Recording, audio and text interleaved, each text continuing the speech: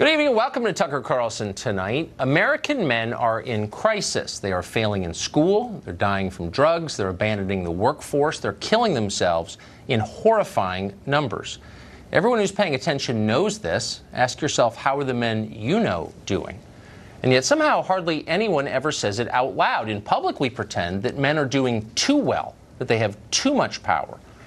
But the actual numbers, the real data, tell a very different story. Our series, every Wednesday this month, focusing on men in America, kicks off tonight. We're going to start with a conversation with Jordan Peterson, who's been thinking a lot about how men can recover. But first, tonight, the Trump administration says California is actually part of the United States of America. It's a state. And today, to prove it, Attorney General Jeff Sessions announced a DOJ lawsuit against California for undermining federal immigration law. In recent years, the California legislature has enacted a number of laws designed to intentionally obstruct the work of our sworn immigration officers. The laws are harmful to Californians, and they're especially harmful to our law enforcement, your law enforcement. So that's why the department filed a suit against the state of California to invalidate these unjust laws and to immediately freeze their effect. Federal agents must be able to do the job that Congress directed them to do. California absolutely, it appears to me, is using every power it has, powers it doesn't have, to frustrate federal law enforcement. So you can be sure I'm going to use every power I have to stop that. The Attorney General singled out the mayor of Oakland, California, Libby Schaaf. Schaaf is one of the politicians who publicly warned illegal immigrants in advance of a federal raid so they could evade federal agents. Here's my message to Mayor Schaaf. How dare you? How dare you needlessly endanger the lives of our law enforcement officers to promote a radical open borders agenda? Jerry Brown, the Democratic governor of California, responded defiantly. How dare the federal government try to enforce the laws of the United States, he said, in effect. This is really unprecedented for the chief law enforcement of the United States to come out to California and act more like Fox News than a law enforcement officer. Now, the federal government ought to do its job and not blame California for its own inability to solve the problem. I do think this is pure red meat for the base, and I would assume, but this is pure speculation, that Jeff thinks that Donald will be happier with him, and I'm sure Donald will be tweeting his joy at this particular performance. This is basically going to war against the state of California. Meanwhile, the mayor of Oakland responded with really the only arrow left in the progressive quiver. Of course, she called people racist, needless to say. Watch. His comments were so consistent with this racist distraction, this fear-mongering that others, newcomers, outsiders, are making our country less safe. Joe Alioto-Veronese is a former member of the San Francisco Police Commission. He's a candidate for San Francisco DA, and he joins us tonight. Joe, thanks for coming on. Yeah, thanks for having me. So I think you guys are getting punked by the Attorney General. I think he's trolling you, and here's why. Listen to this. I actually looked at the suit that was filed against the state of California, and it says in part this: the federal government is the preeminent authority to regulate immigration matters. This authority derives from the Constitution and numerous acts of Congress. Then I went back 8 years and took a look at a suit that the Obama administration filed on immigration against the state of Arizona, and it begins this way. The federal government has preeminent authority to regulate immigration matters. This authority derives from the U.S. Constitution and numerous acts of Congress. That's right. They're making the same case in the same words. So, like, you didn't object when Obama did it, but now it's racist? How does that work? I don't think California is saying anything different. It's not California's job to enforce broken federal immigration law. It's just not. And that's what the sanctuary city, sanctuary state laws pertain to. It's exactly that. We're not. But it's a little different than that. I mean, you're right. You're absolutely right.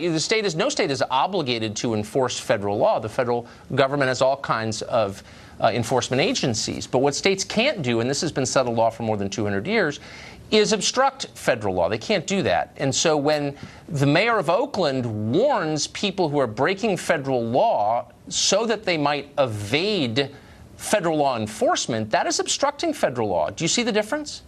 Well, I understand why Mayor Schaaf did what she did, and specifically, she didn't put out any information that would have endangered anybody. That's just, that's just playing into fear. It really, they went on with their raids. People were arrested. That happened. I think what's really happening in these communities is what we have to be concerned about, and that's that the federal government, the federal immigration law, is so broken. We have people that have been here for decades that have families that are U.S. citizens that are being torn away from their homes here and sent back to countries they just don't know. Well, you disagree with the law. I mean, look, I get it. A lot of people, let me just say, a lot of people disagree with the law. And I mean, it's almost irrelevant for us to argue whether it's a good law or not. It's a law. And so the real question is, it's a broken law. It may be a broken law. You don't like it. A lot of laws I don't like either. The question is, can a state decide because we don't like a law that we're going to obstruct the law? And that's what California is doing. It is now illegal for private citizens in California to assist federal law enforcement authorities. And so I'm wondering, as a reasonable person, can you really defend that? Would it be okay for a state to say, you know what, it's illegal to cooperate with the FBI? Would that be okay? Well, no, that wouldn't be okay. But that's not really what we're saying here. There's no specific law that says that you shall obstruct, any sort of legal process. That's not happening anywhere. It's illegal to cooperate with federal law enforcement authorities. It's illegal in the state of California, according to your Attorney General, Javier Becerra, to cooperate with federal law enforcement authorities. How is that different from what happened in the South in the 50s and 60s? I know it's not the same, but legally it's not so different, is it? And if so, how is it different? Let's be clear. No Californian has a legal obligation to cooperate with federal law enforcement. We both agree. I'm not saying that. I'm saying California has banned, hold on, California has made it illegal to cooperate. And here you have a sitting office holder actively undermining, obstructing federal law. You don't think that that's just as a legal matter, you don't like the law, I get it. But you don't think that that is going to precipitate a constitutional crisis? I mean, let's be real.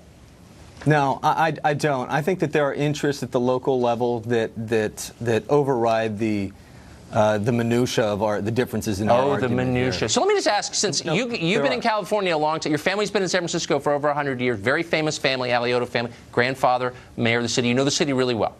Pretty well, yes. Yeah. It's kind of falling apart, in case you haven't noticed. We checked today the price of a U-Haul to go to San Francisco is $132 from Las Vegas. You know how much it costs to take a U-Haul from San Francisco to Vegas? $2,085, because so many people are leaving. So given the crisis in your city, why all the emphasis on people who aren't allowed to be here in the first place? Why not look after your own citizens? We are looking after our own citizens, and people are leaving San Francisco for a variety of different reasons. There are also people coming to San Francisco. But the bottom line with this lawsuit, which is what we're talking about here, is that Jeff Sessions has to be very careful, because every good lawyer thinks twice about filing a lawsuit for this particular reason. They may get a bad result. And the Ninth Circuit, you never know what happens in the Ninth Circuit. They get a bad result. I'm sure some federal judge in Hawaii will say Trump's not allowed to be president, but it doesn't change the underlying legal point, which I think we both agree is insane and is putting us on a course toward disunion, like California becoming its own country. Will you join us or them? Last question. Well, come on. That's a ridiculous argument. I think the rest of the United States would be very happy to keep California's tax bases. I mean, among other reasons, we are very happy to keep the join us here. The defense of our state. Thank you very much. I appreciate being here. All right, Joe, call me. There's a way out. All right. Congressman Todd Rokita is a Republican representing the proud state of Indiana, and he joins us tonight. Congressman, thanks for coming on. You bet. So am I overstating what's at stake here as a constitutional matter? No. We're either going to be a country of laws or we're not. The fact that people broke the law to get here doesn't mean the law's broken. It means they ignored and broke the law. We have to follow the law, and what the Department of Justice did today, and what another reminder of why we were right to elect President Trump president, we saw today. The California should be sued. In fact, these local and state politicians who do this, they ought to be locked up themselves. And, you know, the SLAPP Act does that, stopping lawless politicians. So they ought to be locked up. I mean, by the way, there's precedent for this. I mean, throughout American history, we sent federal troops into Little Rock, of course, in 1957, and a bunch of other places in the South. But you think that, for example, Mayor Libby Schaaf of Oakland ought to be arrested? I do. I have a bill to do that. It clarifies federal law to say if you're a state or local elected politician who ignores valid federal law, again, this isn't broken, this has been the law of the land for a long time, then you yourself are a felon and you ought to be thrown in jail. So it seems a pretty clear principle. I mean, no one would question this if a state were saying, you know, by the way, we're going to ignore the IRS. Right. Or not enforce abortion law or gun law. Right, exactly. Right? So, but why, I don't really understand why immigration law is the one kind of law you don't have to enforce. Because they're looking for voters. Yeah. The open border agenda from the left is really about importing voters because their ideas are so bad. Not only are people leaving San Francisco in droves, they're leaving the left in droves, and they need to import more voters. And that's the real problem here. Underlying all this, this is what it's about. And that's why these liberal left politicians, starting with California, but certainly not ending there, are in such a tizzy over this. But I mean, don't you think at some point Democratic voters, like the ones who were born here, African-American voters, for example, let's say in Oakland, right. There's a lot of poverty in Oakland. It's not only legal immigrants who are suffering. There are a lot of native-born Americans suffering in the city of Oakland. At some point, don't they say, wait a second, what about us? What about us? And that's the whole thing. They're putting the interest of illegal immigrants over the safety and concern of their own citizenry. That's how far out of whack the left has become.